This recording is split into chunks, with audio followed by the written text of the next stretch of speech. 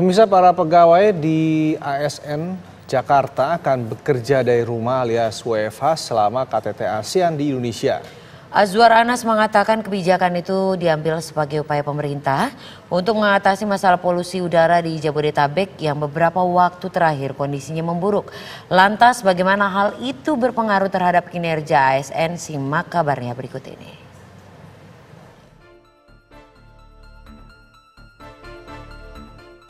Menteri Pendayagunaan Aparatur Negara dan Reformasi Birokrasi Menpan RB mengeluarkan surat edaran nomor 17 tahun 2023 tentang penyesuaian sistem kerja pegawai aparatur sipil negara yang berkantor di wilayah DKI Jakarta.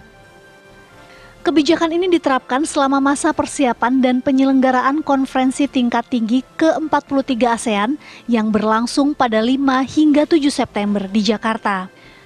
Meski menerapkan WFH, Azwar Anas memastikan hal tersebut tidak akan berpengaruh terhadap kinerja ASN. Layanan pemerintah yang berhubungan dengan masyarakat seperti kesehatan, logistik, dan penanganan bencana tetap diberlakukan WFO 100%. Terkait dengan polusi dan kemacetan tentu itu hal lain, tetapi kami edaran ini yang kami keluarkan sekarang masih dalam konteks sesuai dengan arahan Bapak Presiden untuk menyukseskan pelaksanaan KTT ke-43. Tentu kita terus akan melakukan pendalaman dan pengkajian lebih lanjut, tentu itu dampak lain saya kira yang akan didapatkan mulai minimnya kemacetan, kemudian polusi udara yang semakin bagus, itu jika nanti bisa dirasakan oleh masyarakat, berarti itu bagian dari dampak kebijakan yang kita buat. Tetapi yang ingin kita dorong adalah bagaimana WFH dan WFO atau hybrid working ini ke depan tetap memastikan bahwa target kinerja ASN tercapai. Jadi harapan kami kepada semua kementerian lembaga, khususnya Pemprov DKI, tentu Pak Gubernur sudah teleponan dengan kami. Beliau komitmen untuk memastikan agar PPK yang pertama adalah memastikan bahwa target kinerja mereka tidak turun. Lantas benarkah kebijakan WFH terhadap ASN ini efektif mengurangi polusi udara di Jakarta?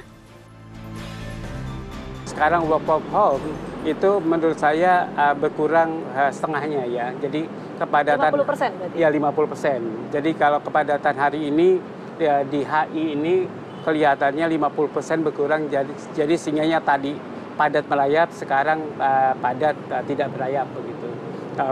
Meskipun tetap padat. Ya, jadi kalau menurut saya dengan kepadatan yang seperti ini kualitas udaranya tidak banyak berkurang. Jadi menurut saya kualitas udara dengan work from home itu kurang efektif ya untuk mengurangi pencemaran udara di Jakarta. Oke, kurang efektifnya itu karena apa, Pak?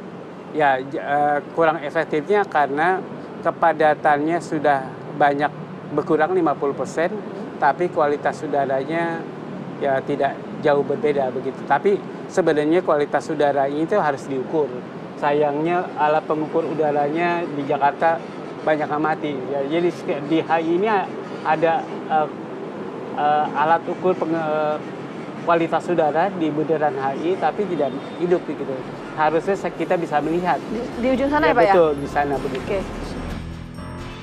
Triunis menambahkan banyak faktor yang berkontribusi terhadap buruknya kualitas udara di Jakarta.